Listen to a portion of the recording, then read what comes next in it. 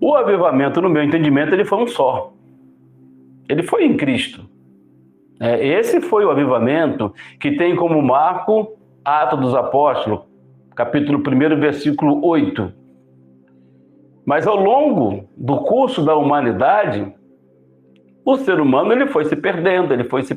Então, hora e outra, pela vontade permissiva de Deus, surgiram vários movimentos, surgiram vários reavivamentos, para que a igreja não se tornasse algo estéril, né? É bem verdade que Deus não quer uma igreja nem quente e nem fria, né?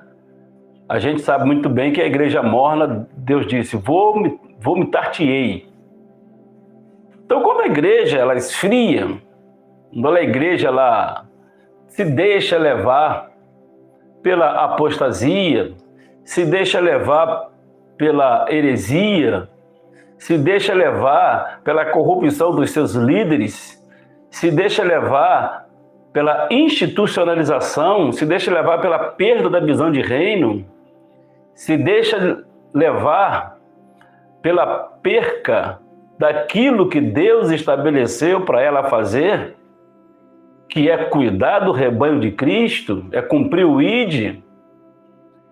Então, Deus, na sua vontade permissiva e na sua vontade volitiva, Ele está sempre permitindo que esses reavivamentos eles venham surgir ao longo da história. É bem verdade que o mais famoso dele, ou pelo menos o mais conhecido, é o movimento pentecostal da Rua Azusa, né? E quando nós falamos de movimento pentecostal da Rua Azusa, a primeira coisa que nós vamos lembrar é das Assembleias de Deus, de como ela surgiu, de como ela chegou até o Brasil. Mas o que poucos sabem é que a origem desse movimento pentecostal ele acontece na Inglaterra. Então, o anglicanismo dominava o cristianismo com uma forte influência católica, e até calvinista, por assim dizer. E quando nós encontramos, após a Reforma Protestante de Martim Lutero, nós pensamos que este movimento reformista, ele também esfriou e precisou de Deus levantar outro homem. E Deus vai e levanta John Wesley. E levanta John Wesley de dentro de uma igreja anglicana. E Deus dá a John Wesley uma visão de holiness e glossolalia. E holiness quer dizer a busca pela santidade. E a glossolalia é a busca pelas línguas estranhas como uma evidência de um novo batismo no Espírito Santo, como uma nova evidência de revestimento. Então nós vamos ao longo desses vídeos separar não o joio do trigo, mas tentar mostrar que algumas coisas não é como você escuta e não é como tem sido ensinado ao longo dos anos e não é como é visto nos púlpitos, nas palestras, nos seminários por aí afora. Então, quando esse movimento ele começou, ele foi muito recriminado pela igreja anglicana. John Wesley teve a dificuldade de passar a sua visão recebida de Deus, um homem que tinha uma vida de oração, um homem que tinha uma vida no altar, que orava constantemente. E o que ocorre? Ele foi literalmente, praticamente expulso da igreja anglicana. Aí ele traz uma frase para nós que é muito peculiar, mas é pouco compreendida. Ele vai dizer, a minha paróquia é o mundo. Eu não sei se isso foi uma sátira ou uma ironia ou uma forma de mandar uma mensagem para o anglicanismo, mas o que ele na verdade queria dizer que a igreja cristã, ela é simples, ela é prática e ela é dinâmica. Por que a minha paróquia é o mundo?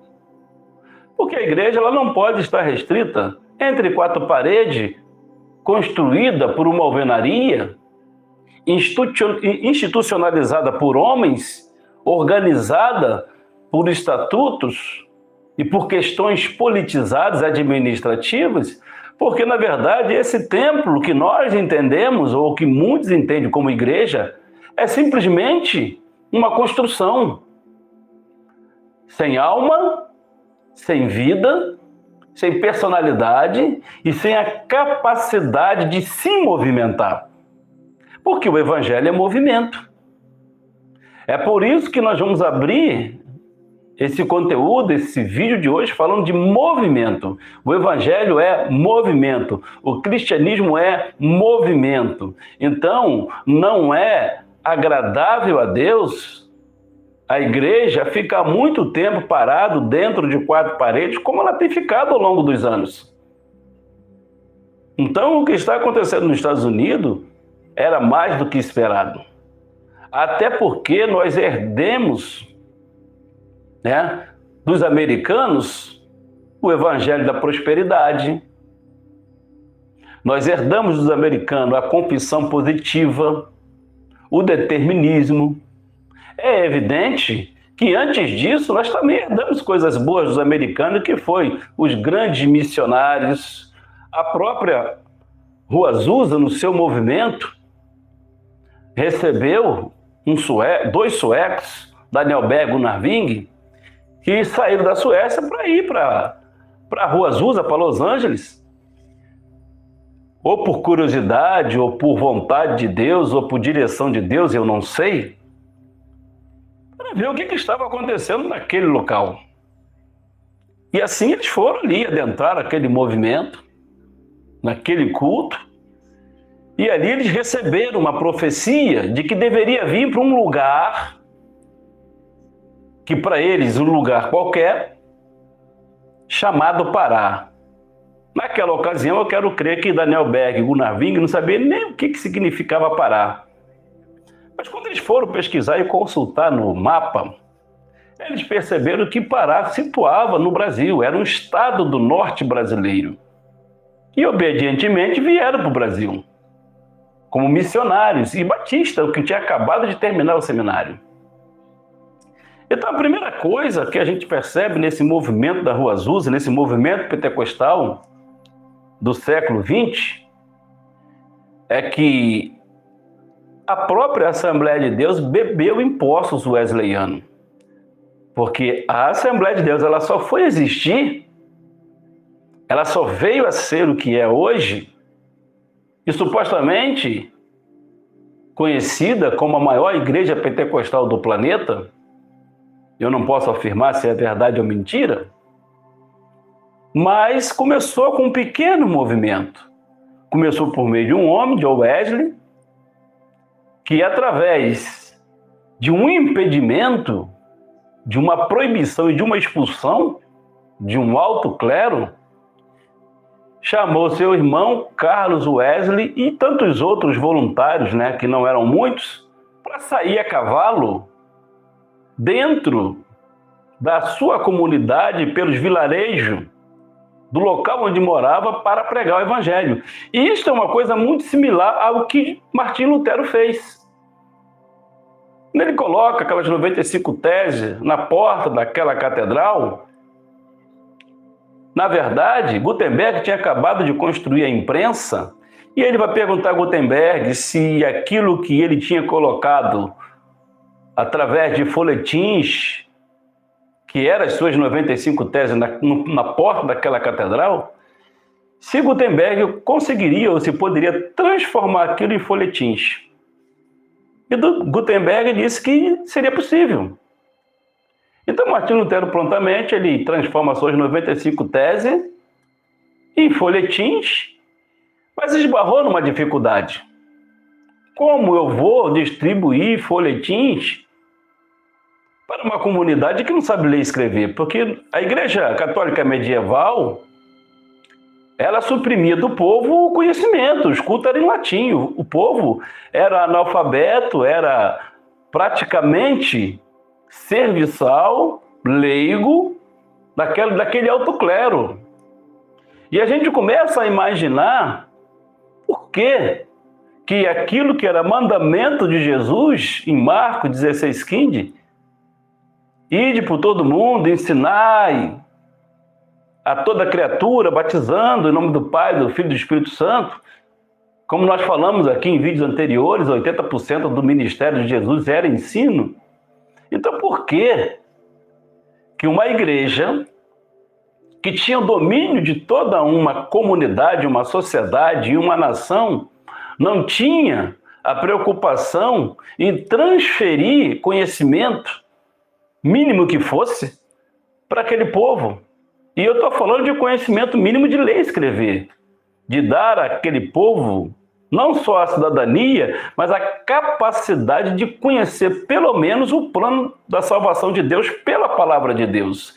Então, chega a ser inexplicável, chega a ser absurdo, surreal, o alto clero ministrar cultos e sermões em suas paróquias em latim. Então isso aí era uma forma de ocultar do povo aquilo que realmente o povo deveria saber.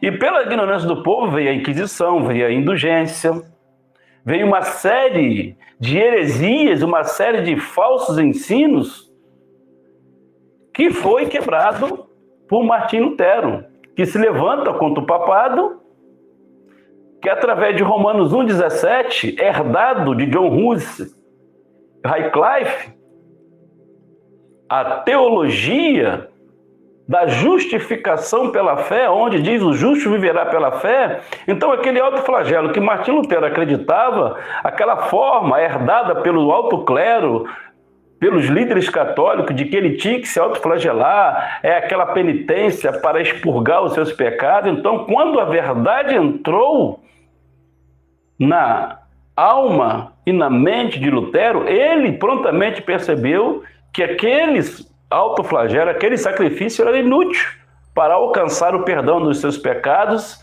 e alcançar a salvação. Então Lutero ele se levanta contra o papado, ele se levanta contra a Igreja Católica, e isso foi um reavivamento. Porque o avivamento já havia acontecido em Atos dos Apóstolos. E quando a gente fala de reavivamento, eu estou pegando a Reforma Protestante para a gente começar agora a caminhar dentro de um cíclico. E eu vou explicar isso.